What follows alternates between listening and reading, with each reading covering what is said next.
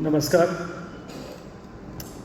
आजच्या या Marathi chamber of commerce शाखा कोल्हापूर, श्री सर्जेराव यादव प्रतिष्ठान इस्लामपूर आणि नातं रक्ताचं परिवार इस्लामपूर आयोजित मराठी तरुणांना सक्षम करून त्यांचं कौतुक करून त्यांना पुढं व्यवसायामध्ये चालना कशी देता येईल या माध्यमातून आज आपण इथं सगळे एकत्र आलेलो आहोत.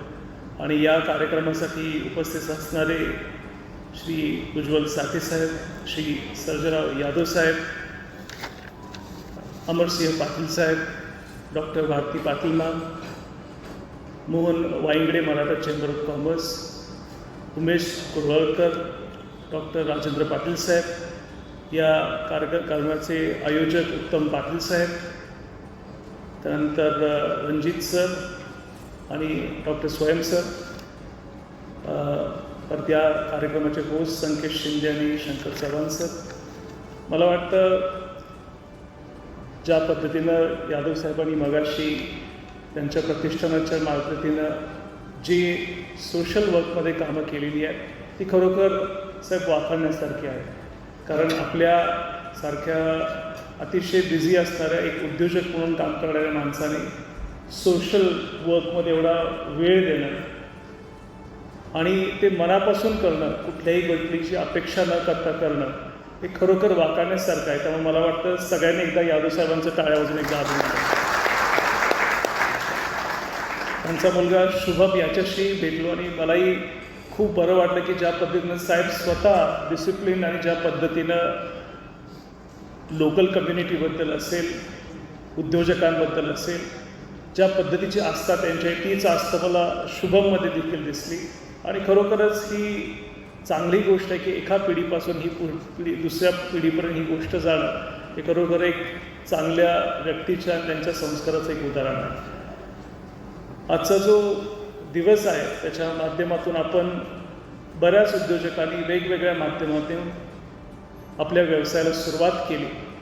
आणि मला वाटतं माझा जर बॅकग्राऊंड बघितलं तर 20 वर्ष मी फायनान्स या फील्डमध्ये काम केलं आहे, 11 वर्ष अमेरिकेमध्ये काम केलं आहे, 9 वर्ष एशियामध्ये काम केलं आहे, सिंगापूरमध्ये बेस्ड मल्टीनॅशनल कंपन्यांसाठी चीफ फायनान्शियल ऑफिसर म्हणून काम केलं. त्याच्यामध्ये कन्फेक्शनरीमध्ये M&M, स्निकर्स, बाउंटी, गॅलेक्सी हे जे चॉकलेट्स बघतात त्याचं मी नॉर्थ अमेरिकेचं हेड म्हणून काम केलं आहे. एशिया पॅसिफिकमध्ये मी चीफ फायनान्शियल ऑफिसर म्हणून पेट फूडमध्ये म्हणजे पेडिग्री, रॉयल केलिन, शिबा, सीझर यासारखे ब्रँड्स मी एशिया पॅसिफिक म्हणजे 25 देशांचं नेतृत्व केलं आहे. आणि रॅकेट बेंकीज म्हणजे Dettol, Lysol, Strepsils, Mead Johnson Nutrition यासारखे जे ब्रँड्स आहेत त्याचे मी एशिया पॅसिफिकचं देखील CFO म्हणून काम बघितलं आहे. सध्या मी मगाशी होस्टनी सांगितल्या पद्धतीने मी आता सध्या थायलंड गव्हर्नमेंटच्या अर्थ मंत्रालयासाठी वाणिज्य सल्लागार म्हणून काम करतो. जवळपास आजपर्यंत मी ज्यावेळी 3 वर्षापूर्वी सुरुवात केली त्यावेळी $12.5 बिलियन हा बिझनेस होता. तो जवळपास आता $5 बिलियन वाढून जवळपास $17.5 बिलियन झालेला आहे.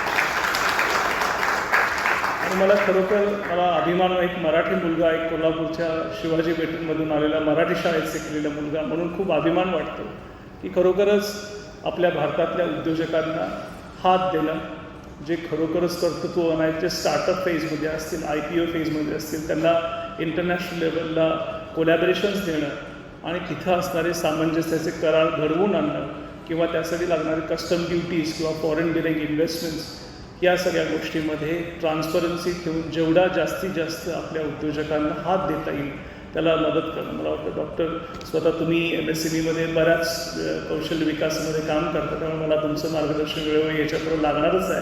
पण ज्या पद्धतीनं स्टेट लेवलला किंवा सेंट्रल लेवलला ज्यावेळी नारायण राणे साहेब काम करत होते त्या पद्धतीनं सुद्धा कौशल्य विकास हा एक महत्त्वाचा विषय त्याच्यामध्ये येतो.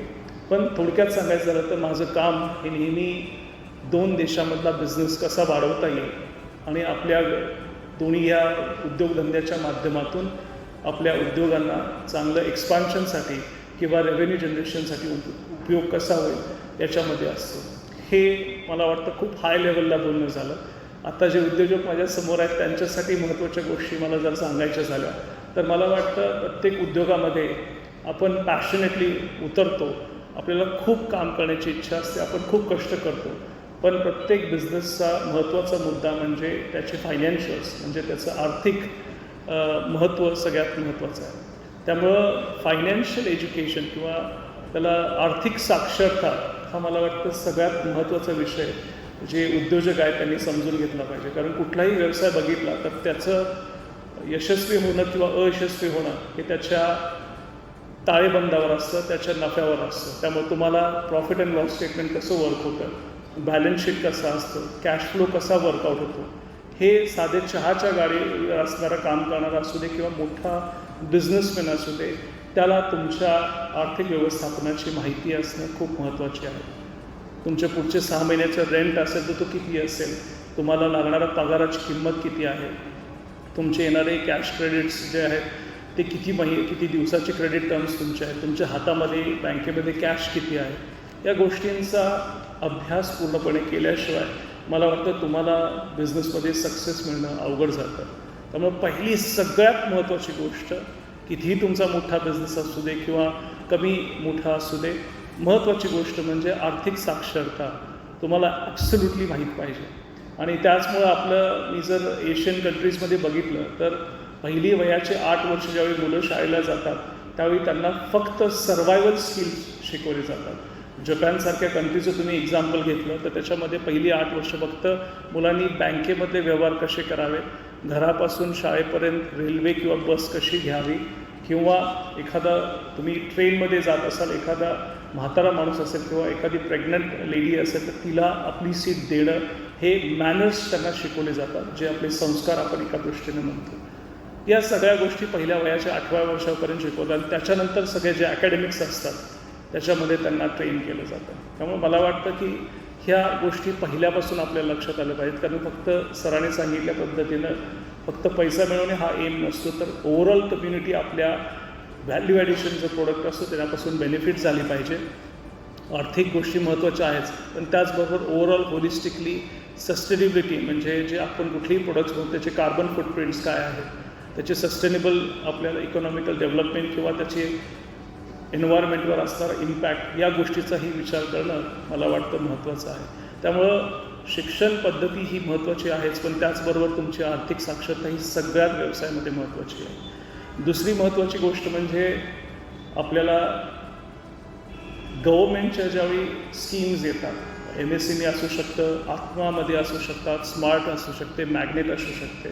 मला वाटतं माझ्याकडे लिस्ट नाही आहे जे उद्योजक आहेत ते ॲग्रिकल्चर रिलेटेड आहेत की वेगळ्या फील्डमध्ये, पण ओव्हरऑल स्टेट आणि सेंट्रल लेवलच्या स्कीम्स ज्या असू शकतात त्याचा मला वाटतं सगळ्या उद्योजकांनी फायदा घ्यावा.